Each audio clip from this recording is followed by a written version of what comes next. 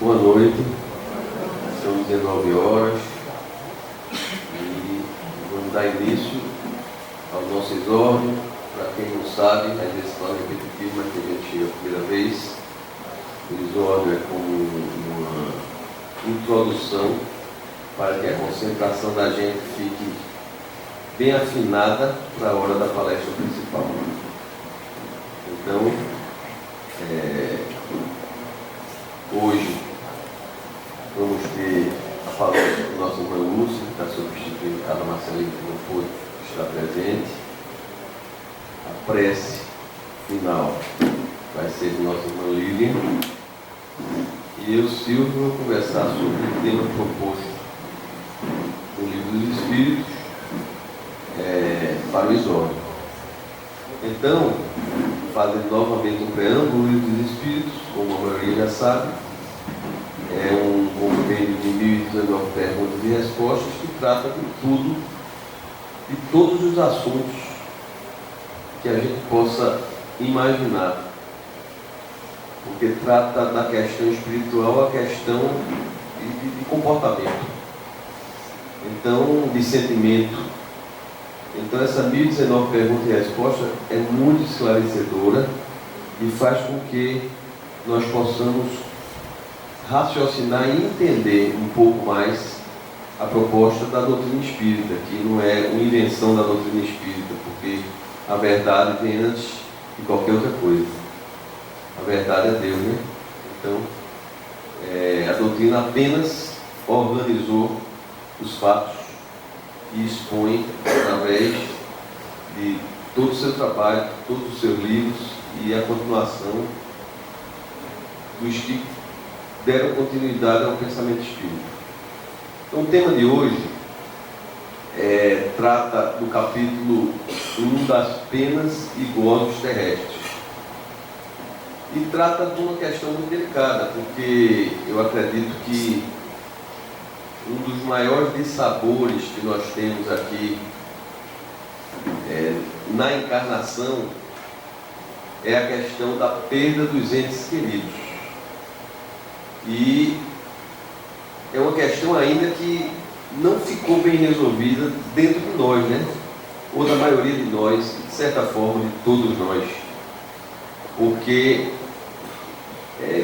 envolvido na carne, envolvido no corpo, nós nos esquecemos da continuidade da vida, que a vida não cessa, que quem o dito morto, na realidade não é morto, continua vivo, e que nós vamos nos reencontrar, porque isso aqui não é a verdadeira vida, isso aqui é uma passagem, isso aqui é um estágio onde a gente vai aprender a refinar os nossos sentimentos de alguma forma.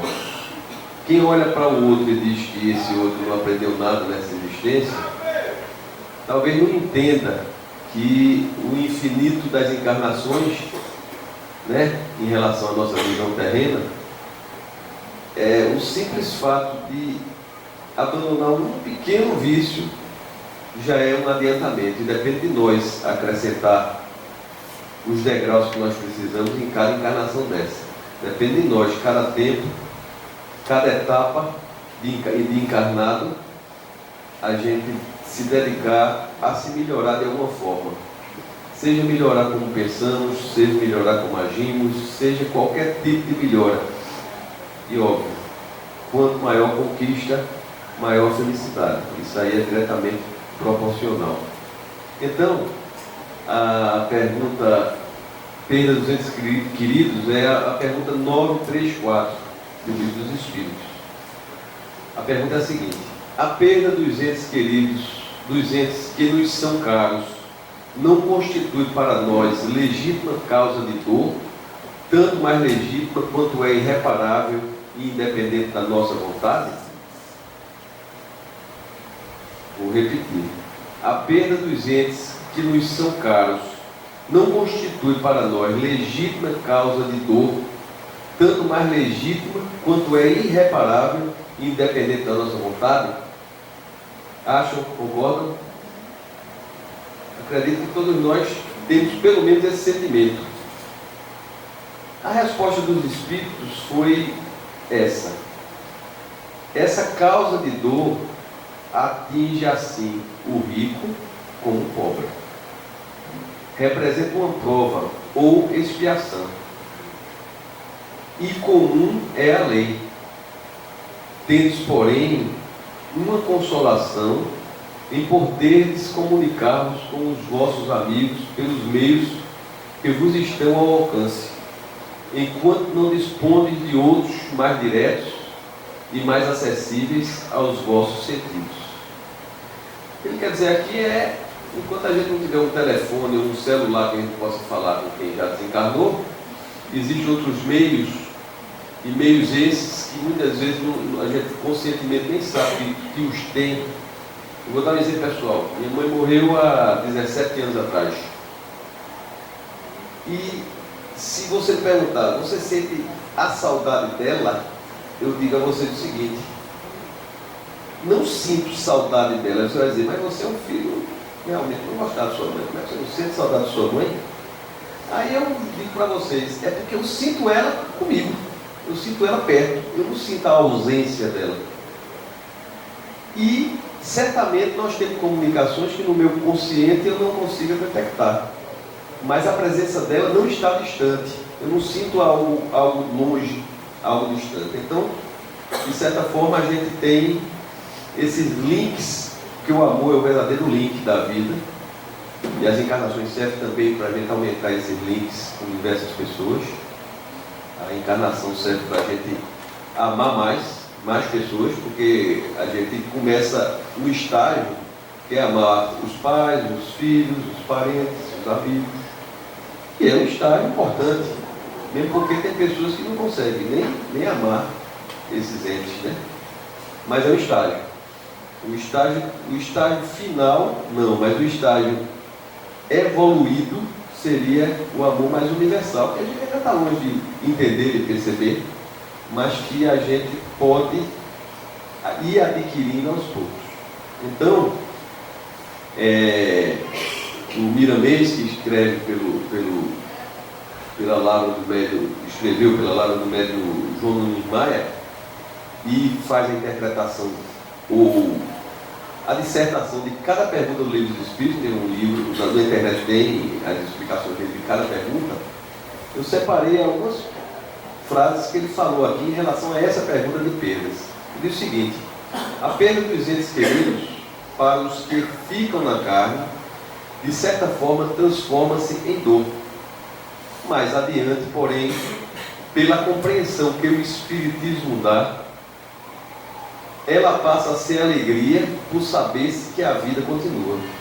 Sabendo também que não é só o Espiritismo que dá isso. Porque também a questão da sobrevivência da alma não é exclusividade do Espiritismo. É uma realidade que eu considero biológica. É uma realidade, simplesmente uma realidade que algum dia provavelmente vai estar no livro de biologia. A gente nasce, a gente vive, a gente desencarna, a gente renasce, e todo esse processo vai ser explicado em biologia nas escolas. Isso no futuro talvez não seja tão distante quanto a gente pensa. Provavelmente quem está aqui nessa encarnação não vai ver. Mas ela não é exclusividade do Espiritismo. Mas, de certa forma, esse esclarecimento espírita, ele faz com que minimize de forma substancial e sem fantasia a dor das perdas. De certa forma, é como se alguém fosse, há 50 anos atrás, para o Japão, onde não existia telefone, onde não existia celular, nem comunicação, era muito difícil, e você simplesmente não conseguisse mais se comunicar com a pessoa, mas sabe que a pessoa está lá.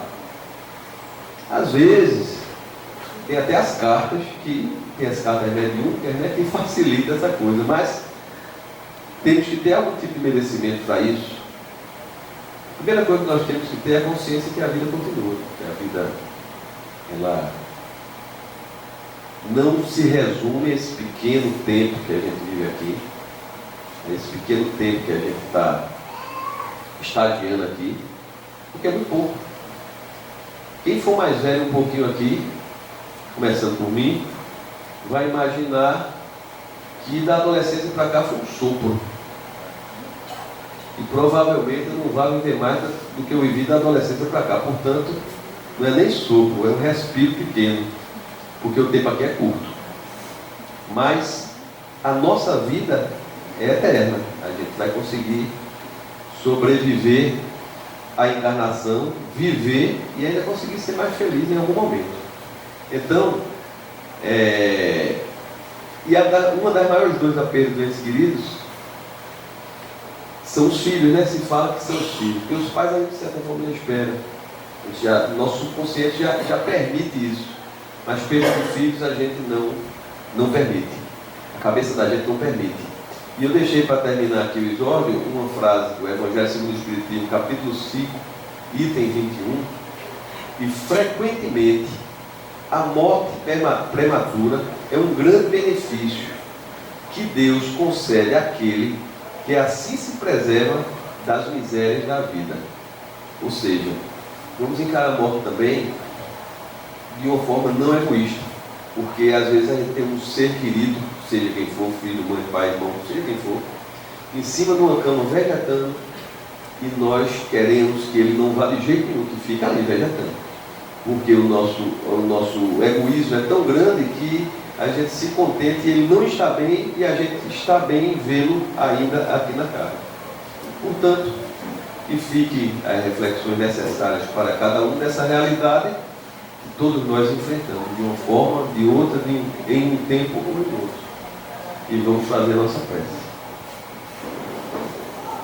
Senhor Deus Todo-Poderoso, que Tua luz possa iluminar as nossas mentes, o nosso espírito, para que possamos, dessa forma, nos melhorar e compreender o dom da vida, seguindo os Teus ensinamentos e colocando-nos em prática no dia a dia, nos nossos mínimos sentimentos, nas nossas mínimas emoções, e agradecendo sempre por cada oportunidade vivida, por cada experiência passada, seja ela aparentemente negativa ou não. E sob a Tua permissão, Senhor, dando por iniciado a primeira parte dos trabalhos da noite. Assim seja. Passo a palavra para a nossa irmã Lúcia.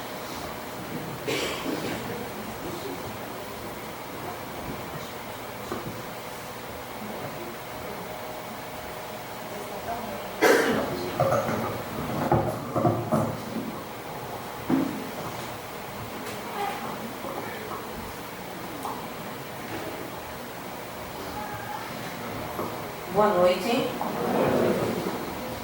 Eu tive hoje uma oportunidade ímpar de escolher o tema.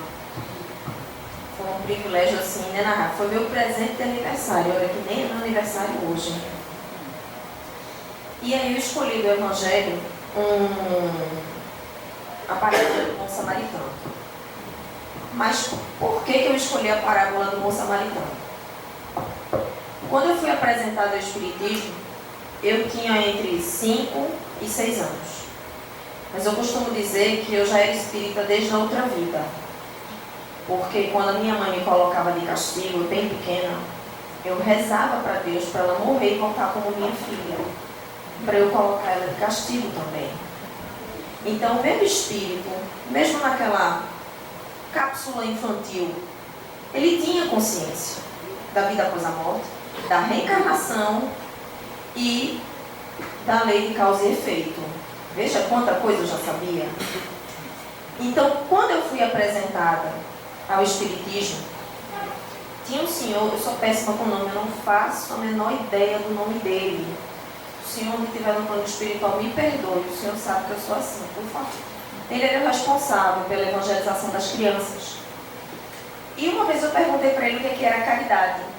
Como é que a gente sabia se a gente estava fazendo a caridade ou não? Ele olhou para aquela criatura daquele tamanho com uma pergunta tão pesada. Só Deus é que sabe o que passou na cabeça dele. E aí ele contou para mim a parábola do bom samaritano. Contou que tinha um homem passando por uma estrada.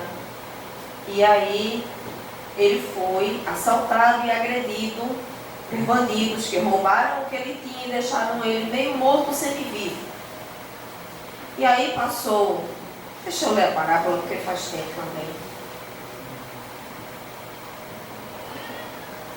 Um homem que descia de Jerusalém para Jericó caiu em poder de ladrões que o despojaram, cobriram de ferimentos e se foram, deixando-o semi-morto. Aconteceu em seguida que um sacerdote era um homem que detinha todo o conhecimento da lei. Era aquele indivíduo que sabia o que era certo, o que era errado, o que poderia e o que deveria ser feito, e aquilo que jamais poderia ser feito, em hipótese nenhuma. Então, o sacerdote, ele era tido como um doutor da lei. Então, ele tinha um conhecimento científico da sociedade da época.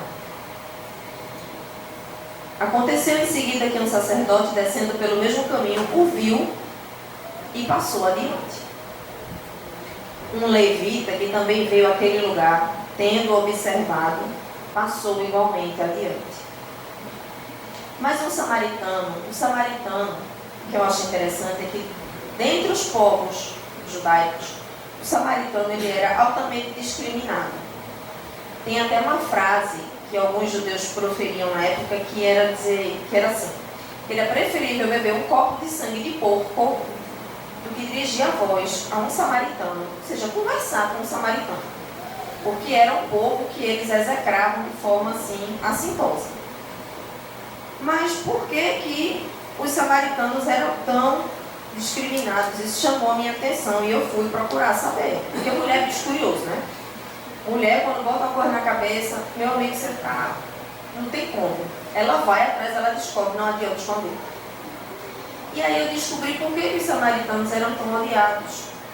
Porque eles praticavam aquilo que os sacerdotes e os doutores da lei tinham um conhecimento, mas não efetuavam. Ou seja, os samaritanos, o procedimento deles era como um grito silencioso para os doutores da lei: olha, era isso que era para vocês estarem fazendo e vocês não fazem. Então, por isso eles eram tão odiados pelos sacerdotes, pelos homens que nem tinham um conhecimento científico da época. É como se Silvio fosse samaritano e eu fosse o doutor da lei. O procedimento dele me lembrava a todo instante as minhas falhas. Minha gente, ninguém suporta isso não, nem hoje, muito menos naquela época. Você está vendo ali aquela criatura a todo instante, mostrando para você mesmo que ela nem sabe, coitada, nem faz ideia. Você está ali mostrando a todo instante onde é que você está falhando. Meu Deus, eu tenho esse conhecimento, eu sei disso, mas eu não consigo praticar, Pai Celeste. Veja que conflito interno. Então eles tinham essa discriminação com os samaritanos, e por isso o porquê da frase. Mas um samaritano que viajava, chegando ao lugar onde jazia aquele homem, e tendo-o visto, foi tocado de compaixão. Quantas vezes na vida a gente se dá a oportunidade de sentir compaixão? O que é a compaixão? É empatia pela dor do outro. É você ver a pessoa numa dificuldade e você pensar: meu Deus, poderia ser eu, meu filho, minha mãe, alguém que eu amo, que eu tenho afeição. Isso é compaixão. É como dizia minha avó: é você calçar o sapato dele e saber onde os calos apertam. Então isso é se dar a oportunidade de ser tomado pela compaixão. Então, quantas vezes no nosso cotidiano a gente se dá essa oportunidade? Chega uma pessoa pedindo um alimento na casa onde a gente mora, você olha e você fica: abro ou não abro o portão? Você por dentro, olhando pelo olho mágico, e fica naquele dilema terrível, né? Aí você diz: não, mas se ela bater mais 4 vezes eu abro. A pessoa bate. Não, mas se ela bater mais 2, pelo amor de Deus, fome não espera, fome não tem tempo, fome é fome. E aí a gente fica naquele dilema por uma questão de segurança nossa. Mas será que se a gente for olhar mesmo a cru, realmente é só segurança? Você olha para aquela pessoa, uma pessoa esguia, franzina, fraca, mal alimentada, e aí você, porque para você alimentar você tem que ir lá dentro, fazer um prato, chegar e dar, abrir o seu portão, sair da sua zona de conforto, da sua área de comodidade. Quantos de nós estamos realmente interessados eu não digo nem dispostos, interessados em se afastar da própria área de conforto, olhar para o outro com empatia e dizer, não, eu não vou deixar essa situação assim, eu vou tomar uma providência, eu vou fazer alguma coisa. E aí você chega, bota a pessoa para dentro da área ali de casa e diz, olha, eu tenho comida, mas só vai ter que esperar eu ajeitar, tá certo? Aí o cidadão se senta ali, você faz uma comida, ajeita o prato, dá um almoço, dá um suco, e aí você começa a conversar. Começa a perguntar o nome da pessoa, diz o seu, e aí você começa a colher a história de vida daquela criatura. E aí você vai vendo as dores, as dificuldades, as escolhas difíceis, que nenhum de nós está privado não, viu? Nenhum de nós está privado disso. Todos nós, em vários momentos da nossa vida, nós vamos ter as nossas estradas de Damasco, os nossos momentos de encruzilhada, de a gente parar, olha, Deus, o que é que eu faço agora, meu Pai? É fácil? É não. É aquele negócio de você parar, sentar na beira do caminho, olhar, orar. A prece do desespero, a prece da angústia, é a prece mais sincera que tem. É quando você se desnuda diante de você mesmo e você diz, meu Deus, me ajude, porque eu não sei nem como é que eu vou. Essa é a prece mais sincera que você tem. E aí naquele momento que você se desnuda diante de si mesmo, você se reconhece um indivíduo imperfeito, falho, cheio de dificuldades, mas um indivíduo extremamente motivado em ser melhor. Porque o que nos faz melhores é a nossa vontade. Eu tenho vontade de ser melhor, ou é só uma conversinha para boi dormir? Eu tenho interesse próprio na minha autoeducação, na minha reforma íntima, só, não, calma, não precisa ter pressa não. A natureza não dá saltos. Olha, que frase bonita, né? Mas se a natureza não caminhar, ela vai no empurrão, viu? Não tem essa não. O que o próprio Evangelho diz, que tu has de caminhar no progresso. Nem que seja a freio e a espora. A espora para estimular. Vá por aqui, isso aqui está certo, esse caminho. Né? E quem é a espora que estimula? A dor. É a dor que faz a gente sair da área de conforto. A gente ter coragem e ter vontade de tirar pelo menos um pé do lugar. Einstein dizia que quando a gente se move para levantar um pé, a gente já não está mais no mesmo lugar. Vê que coisa linda? Só o fato de você ter a vontade de se modificar, de se melhorar. Eu sou uma pessoa extremamente egoísta, eu preciso trabalhar isso em mim. Então eu vou começar nas coisas pequenas. O que é que eu tenho mais facilidade de exercitar? O compartilhamento. Aí eu consigo me desapegar das roupas, ou dos sapatos, das bolsas. Mulher, quando chega ao nível de desapegar de bolsa e sapato, amiga, ela já está bem melhor. A gente sabe disso. Quem é mulher, quem é casado, sabe disso. Então, a gente vai começar do pequeno, porque, como a gente disse, a natureza não dá saltos, mas é necessário que a gente tenha vontade de sair dessa área, dessa zona de conforto, que a gente mesmo cria. E aí, nessa zona de conforto, o que é interessante, a gente cria a área e cria raízes nela. E qualquer um que lembre a gente, olha, tu precisa sair dessa zona de conforto, te mexe. E eu não gosto de fulano, pô, coitado de fulano. Nem sabe dos conflitos internos do indivíduo.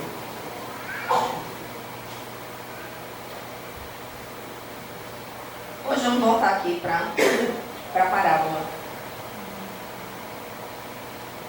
E aí, quando o samaritano foi tocado de compaixão, aproximou-se dele, deitou-lhe óleo e vinho nas feridas e as prensou. Ou seja, ele fez um curativo rápido, ele limpou e colocou esse óleo que ele se refere ao azeite, que na época eles utilizavam azeite e vinho para limpar as feridas, para ajudar a cobrir, para proteger as lesões. Então, quando ele diz que ele apensou, ele fez um curativo. Depois, pondo no seu cavalo. O samaritano estava viajando sozinho, gente. Quem viaja só leva quantos cavalos? Só um. Porque para levar dois, comida é tudo para dois, né? E vai cansar o animal do mesmo jeito. Então o samaritano só estava levando um cavalo. E quando ele colocou o indivíduo no cavalo, o samaritano foi como? A pé. Ele foi a pé. Andando. Gente, isso aqui não devia ser esse solzinho ameno de Recife, não. Isso aqui é a estrada de Jericó, gente. É sol. E muito sol e muito quente. Então, ele estava confortável naquela situação? Não. Ele saiu da área de conforto dele. Ele viu a necessidade daquele homem que foi agredido, roubado, semi-morto, e disse, não, eu não vou deixar, é um filho de Deus feito meu. Ele se colocou no lugar daquele homem que foi agredido. Pondo no seu cavalo, levou a uma hospedaria e cuidou dele. O próprio samaritano cuidou do homem. No dia seguinte, tirou 2 denários e os deu ao hospedeiro, dizendo, trata muito bem deste homem, e tudo o que despenderes a mais, eu te pagarei quando regressar. Veja o nível de confiança. Quem de nós tinha coragem de dizer isso? Eu chego com o hospedeiro e digo, olha, cuide, está aqui o dinheiro. Esse dinheiro, nesse valor, sobrava. Mas o que você gastar mais, eu lhe restituo. Ele nem pensou se esse hospedeiro poderia agir de má fé, né? Gastava R$30 e dizia que foi 300. Não podia fazer isso? Podia. Mas o samaritano fez o quê? Confiou. Confiou. E aí vem a pergunta, e essa mesma pergunta eu ouvi. Qual desses 3 te parece ter sido o próximo daquele que caíra em poder dos ladrões? O doutor respondeu, aquele que usou de misericórdia para com ele. Então vai, diz Jesus, e faz o mesmo. O que eu pulei aqui do início dessa parábola, eu vou retomar. Então, diante dessa lição do bom samaritano, quantas vezes a gente olha para o próximo e se deixa ser tocado por compaixão?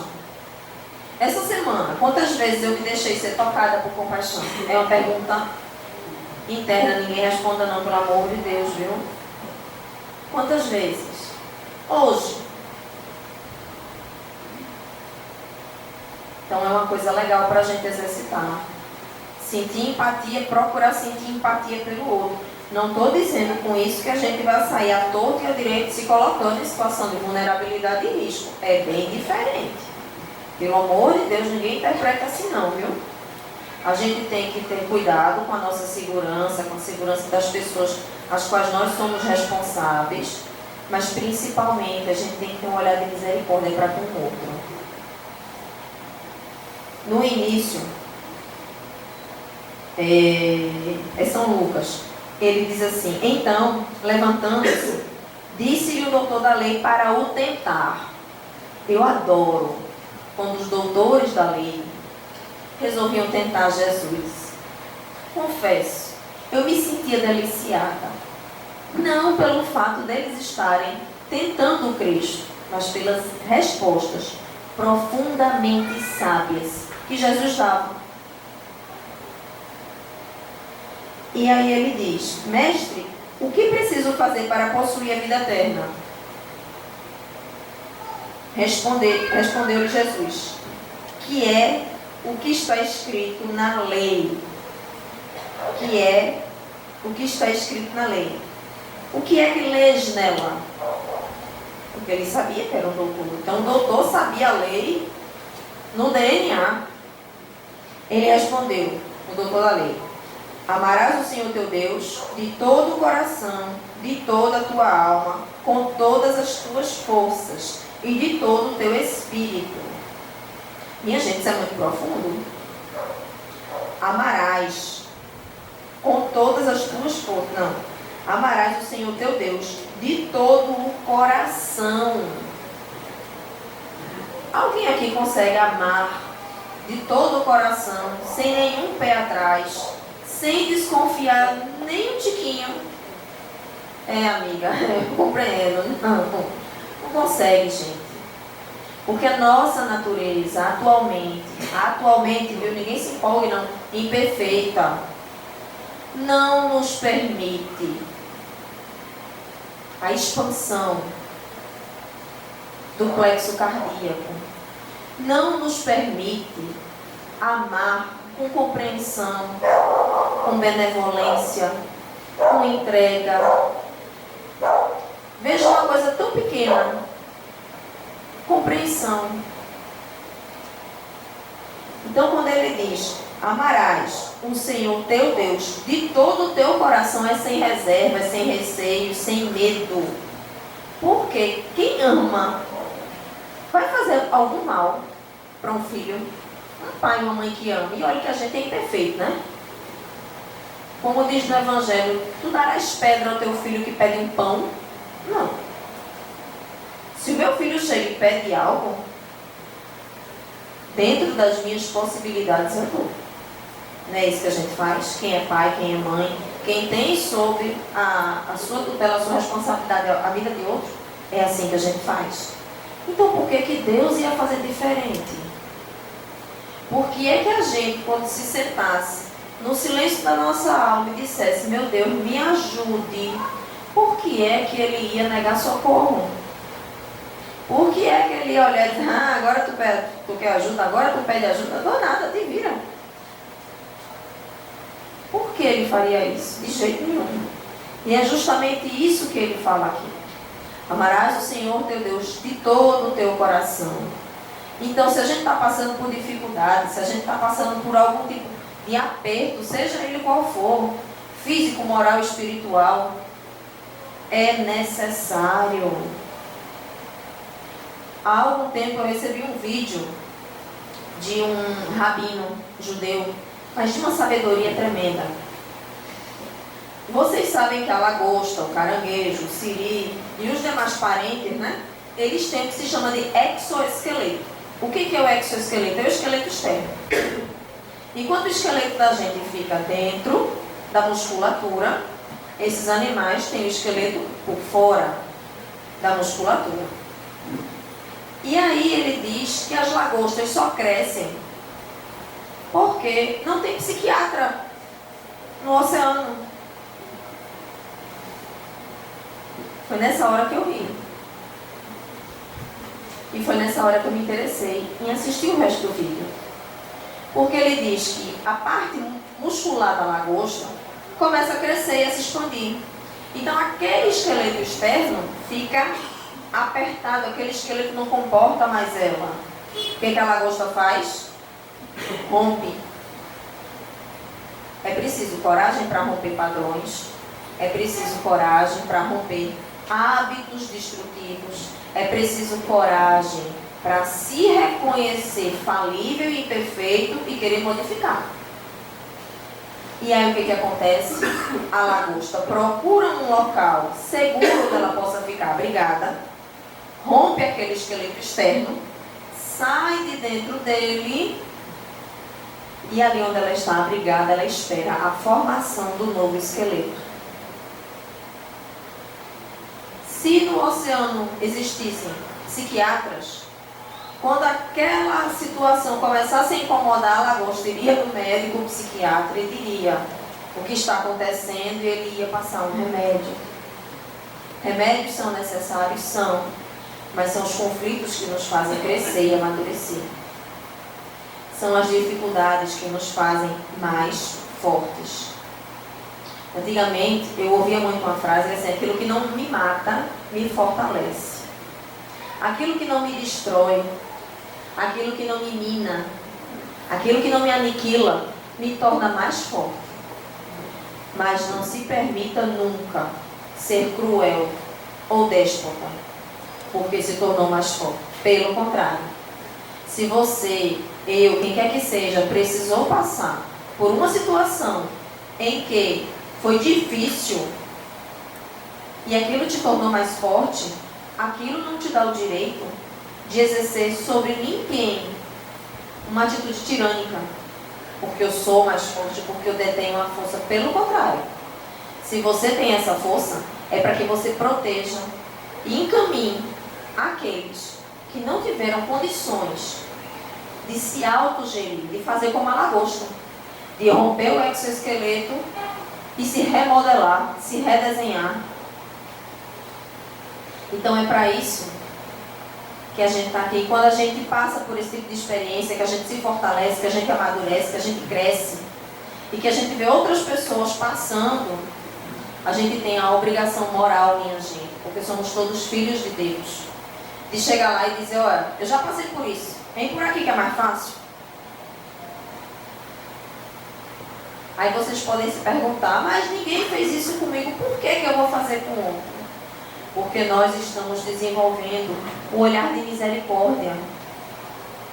Nós precisamos exercitar aquilo que nós aprendemos no Evangelho, na doutrina espírita, nas obras de Chico, de Emmanuel, de Divaldo. Se a gente não botar em prática, seremos vários sacerdotes da lei, com ódio dos samaritanos.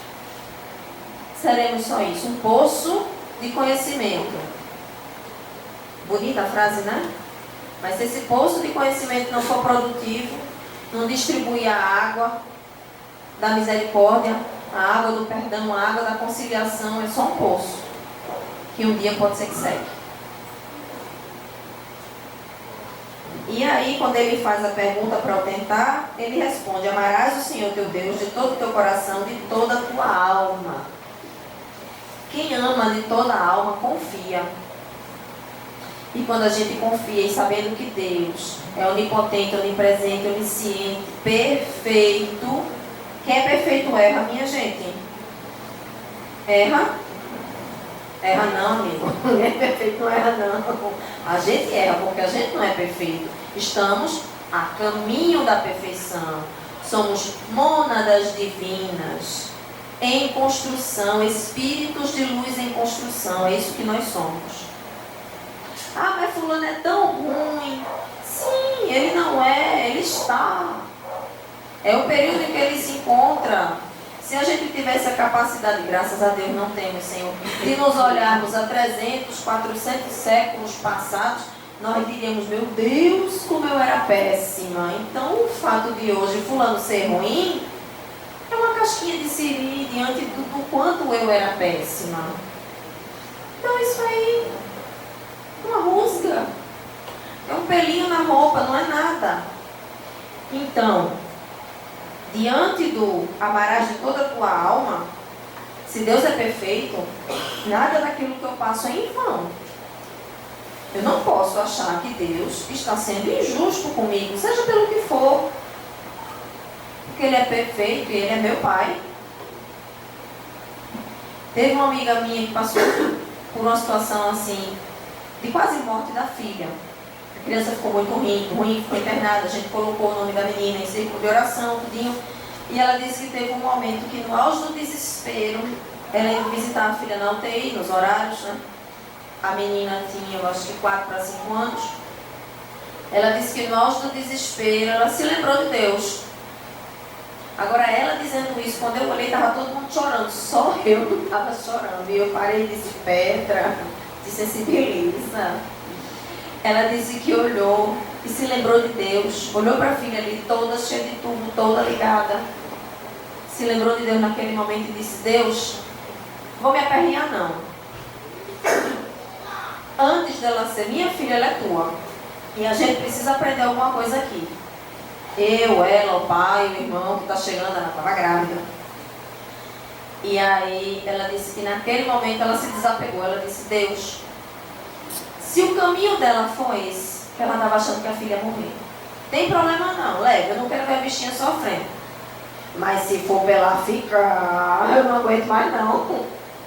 Foi a prece do desespero dela, foi a prece sincera, foi quando ela se descascou diante dela mesma, conversou com Deus de alma para alma. E aí a filha dela foi reagindo, foi se restabelecendo. E aí todas nós que estávamos ali ouvindo aquele depoimento dela, sentimos também, né? Porque quando é criança, todo mundo se sensibiliza. Então a menina se recuperou e ela disse: eu precisava passar pelo exercício do desapego. Achei muito chique a palavra desapego, o exercício do desapego, a expressão. Por quê? Era a única filha que ela tinha. E realmente ela disse: eu tinha um apego praticamente obsessivo. E aí, a partir daquele momento, ela passou a enxergar a filha dela, ela profundamente católica, passou a enxergar a filha dela não como uma parte dela, um anexo, uma península, né, na geografia, mas como um ser, como uma alma de Deus. Ela disse desse jeito, só faltou ela dizer que era um espírito. Eu estava só esperando, numa expectativa, mas ela disse que era uma alma. Eu fiquei quietinha, mas está quase lá. Ela disse que era uma alma de Deus, era uma alma que Deus confiou a ela para ela cuidar. Então Deus jamais ia colocar algo que ela não pudesse administrar, ou a menina não pudesse administrar. Veja quanta sabedoria aquele momento de dor, de dificuldade ensinou para ela e para a gente.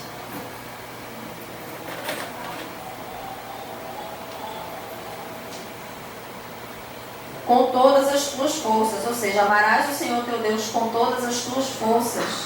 Aceitação. Se eu estou na tribulação, se eu estou, como eu costumo dizer, no olho do furacão, vivenciando toda aquela gama de dificuldades, eu preciso ter fé que Deus, Jesus, Dr. Bezerra de Menezes, algum espírito superior está no leme da embarcação. Porque no plano espiritual, todos nós temos um mentor espiritual individual, o mentor da família, o orientador e o aconselhador. Gente, tem 4 pessoas, 4 espíritos, melhores do que eu, no caso, me orientando, de forma direta ou indireta. E aí, o que eu tenho que pedir a Deus? Que, por favor, Senhor, que eu esteja sempre permeável às boas influências. Ou seja, que quando aquele sopro de boa influência chegar e começar a me envolver aquela brisa, eu percebê-la. Eu parar e dizer: opa, tive uma ideia. Mentira, eu não tive a ideia. Eu captei aquela ideia. Mas não tem problema não, eles não se incomodam de eu assumir uma ideia que foi soprada, que foi intuída. Então que nós sejamos sempre permeáveis às boas influências e blindados contra qualquer tipo de pensamento, sentimento ou influência que não seja bom, que não tenha uma moral evangélica, do evangelho que Jesus nos trouxe, que não seja algo vinculado à boa nova, que eu seja cego, surdo e mudo, e nem sinta. E de todo o teu espírito, e a teu próximo, como a ti mesmo. Gente, não tem aquele chefe chato, que tudo que você faz, quando ele não arruma um defeito, ele coloca. Tem. Todo mundo ou tem, ou teve, ou vai ter. Não tem como fugir disso, certo? É. Quem nunca teve um chefe chato, te preocupa não. Tu ainda está na encarnação. Vai chegar a tua oportunidade. É. Aquele parente encrenqueiro, pelo amor de Deus. Quem aqui não tem um parente encrenqueiro? Se não tem, ainda está em tempo, viu? Vai cativar. Essas pessoas são fáceis de conviver? Não. Mas olha como a gente é cruel e egoísta. Nós temos personal trainers. Se eu falei errado, faz de conta que está certo, pelo amor de Deus. Essas pessoas que são difíceis de lidar, essas pessoas chatas, rabugentas, ranzinzas, mal-humoradas. Aquele que você olha e faz bom dia, ele faz Tudo bem, a opção é dele, eu já escutei. Eu também já escutei essa. Bom dia, só se for pra você. Ainda te dá aquela olhada assim de cima a baixo, você chega assim, tem aquele calafrio, e vai dar nunca ao calcanhar. Né? Aí você faz, Jesus, eu estou quase com medo, tem um olhar psicopata, dá vontade de sair correndo. Mas a gente tem que agradecer a Deus. São pessoas que se incumbiram de nos tornar melhores. São os nossos personal trainers. Para a gente treinar a amabilidade, treinar a doçura. Você chama o indivíduo, ele faz, o que é? Aí tu não sei, esqueci. Porque o mau humor do sujeito foi tão grande que tu já não lembra nem mais o que tu queria. Aí tem duas oportunidades, ou ele sai te xingando ou ele ri. Essas pessoas estão estimulando a nossa tolerância, a nossa paciência. Ela captou o que eu estava pensando, olha. A nossa capacidade de perdoar. É fácil perdoar? Não. Porque eu tenho que sair do meu pedestal de orgulho onde eu moro. A minha zona de conforto ali. Eu tenho que me achar menos importante do que eu penso que eu sou, para chegar e dizer, besteira, me deixa falar. Mas enquanto eu estou ali no meu pedestal de orgulho, vaidade, me achando o totem da moralidade, o caboclo pisar no meu pé, meu Deus, tem misericórdia dele, Senhor. Só Jesus sabe o que eu poderei fazer. E se eu for uma pessoa criativa, que tenha mais misericórdia ainda dele. Não é fácil. As pessoas que têm dificuldade em perdoar são extremamente orgulhosas. Olha, desculpa aí, viu? Eu pisei no teu pé. Eu nem vi que era o pé, nem vi que estava ali, nem vi que era dele ou dela. Mas essas pessoas, quando a gente estava para reencarnar, e estava tendo a discussão da relação, de qual papel quem ia desempenhar, ele disse, não, eu posso ser a pessoa chata, eu posso ser o chefe chato dela. E eu aceitei. Aquele chefe chato, amiga, tu aceitou. Não tem pra onde correr, não. Aquele parente difícil, aquele cunhado que, pelo amor de Deus, como é que a minha irmã se casou com esse cara? O que foi que ela viu dele? Né? Alguém tem um cunhado assim, eu sei que tem. Eu não sou a única a sofrer disso.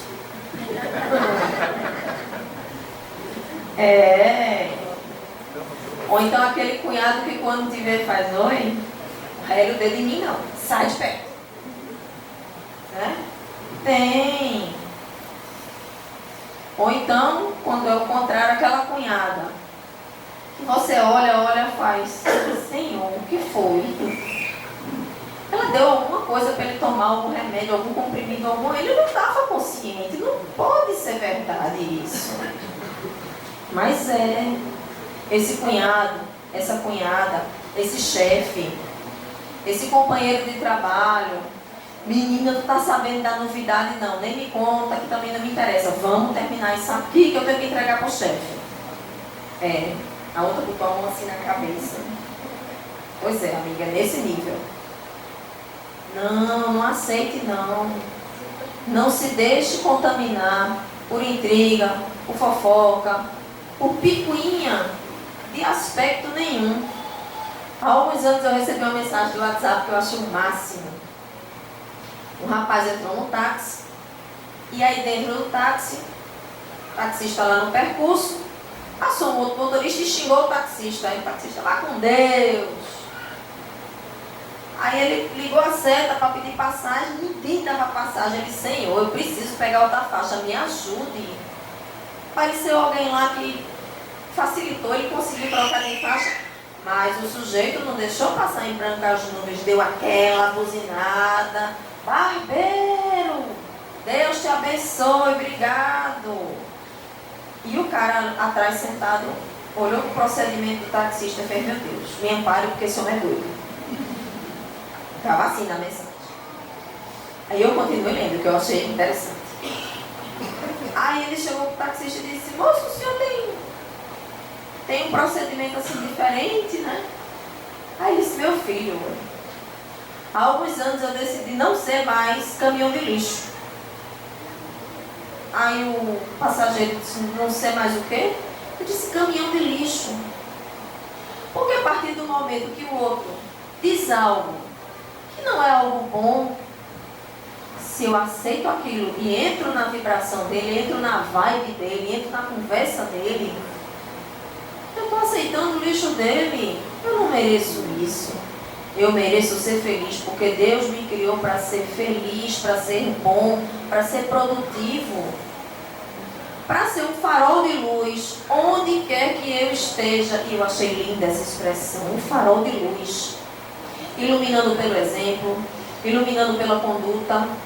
Como diz o Evangelho, a letra orienta, educa, mas o exemplo arrasta. É feito enxurrada, você não fica, arrasta, vai-se embora. E que saiba nadar ou pelo menos boiar. E aí, o passageiro mergulhou em si para fazer aquela autorreflexão, né? E se deu conta que ele era caminhão de lixo há mais de 50 anos.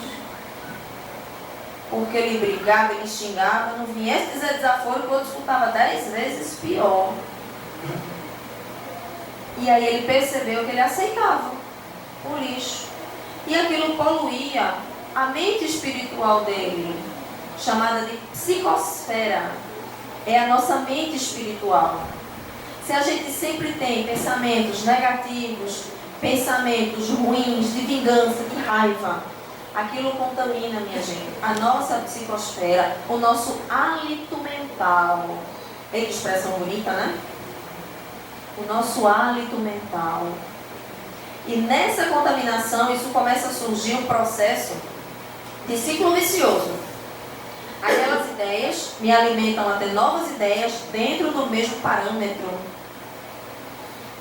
50 anos recolhendo lixo, vocês têm noção do tamanho do halo espiritual negativo dessa criatura? Para desconstruir, para mudar esse hábito é fácil? Não. O que ele precisa? Primeira coisa que ele precisa ter para mudar esse hábito: vontade. Porque se ele não tiver vontade, ele não sai do lugar. Então ele precisa ter vontade. E é aquela vontade que vem de dentro mesmo. Não é aquela vontadezinha que dá e passa, não, feito gripe. É aquela vontade que arrasta, irresistível. É essa vontade que a gente precisa ter. E foi essa vontade que a pessoa que passou por isso teve e escreveu uma história. Eu gosto de história. E ainda colocou embaixo: autor desconhecido. Adoro. Porque não quer para si os louros do que quer que venha daquilo. Porque o que importa é a lição que está ali por trás. E não quem escreveu.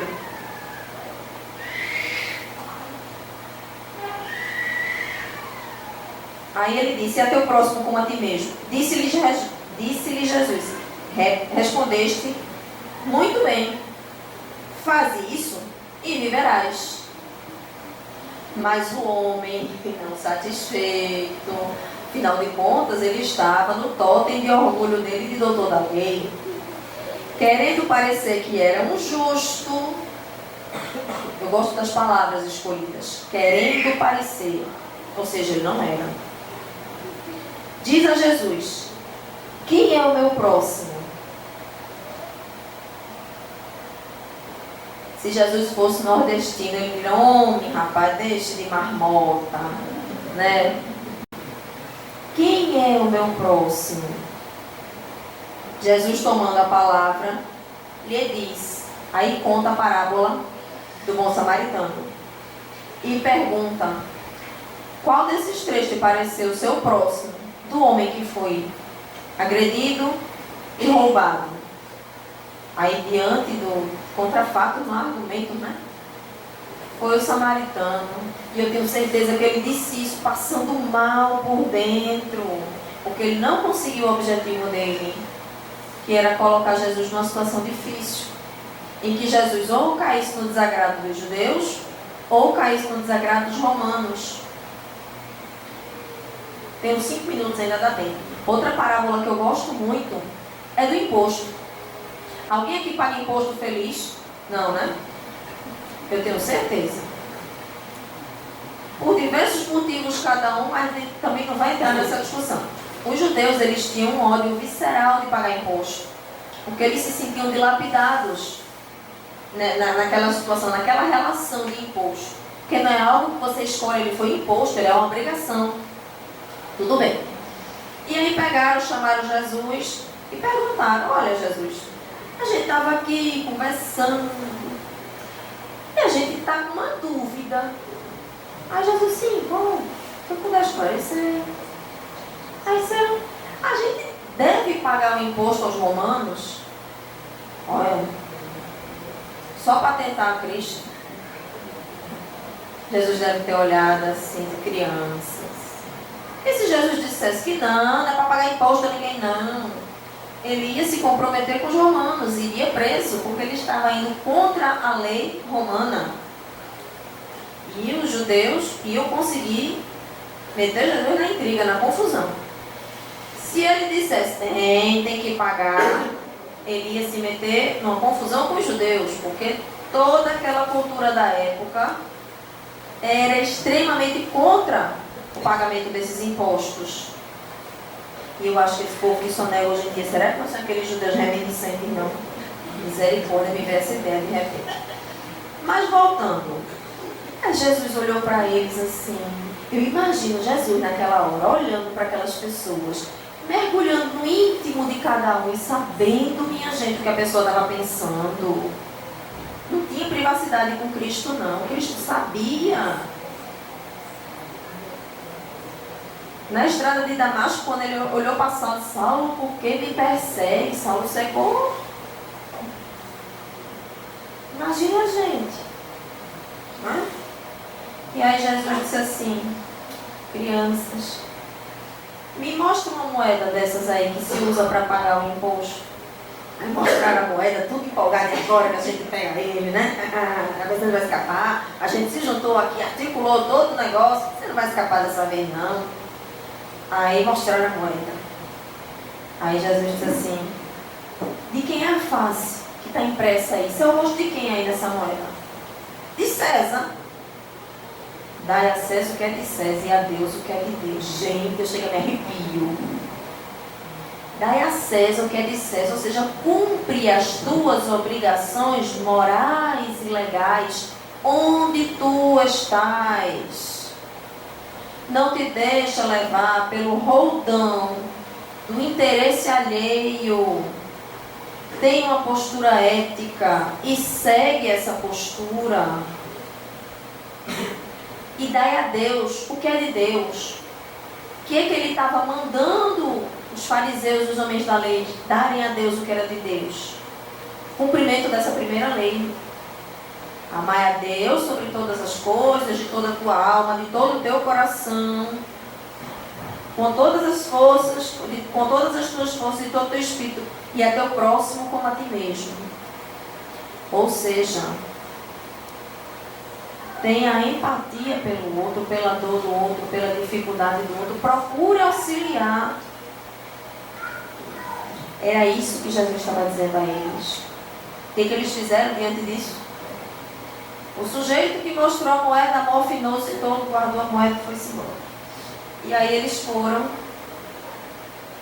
se esvaindo, como água que a gente coloca na areia, que ela infiltra e desaparece. Né? E ficou por isso mesmo.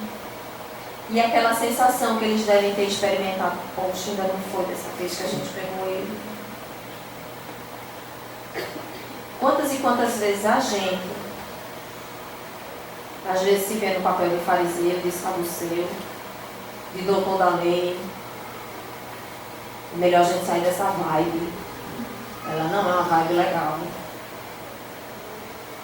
E aí eu cheguei, olha, pontualmente, 8 horas. Graças a Deus. Boa noite a todos.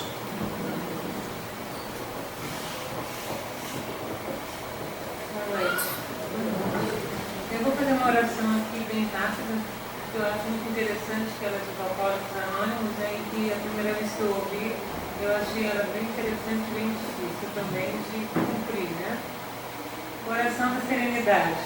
Concedei-nos, Senhor, a serenidade necessária para aceitar as coisas que não podemos modificar, coragem para modificar aquela que podemos e sabedoria para distinguir uma da outra. Obrigada, gente.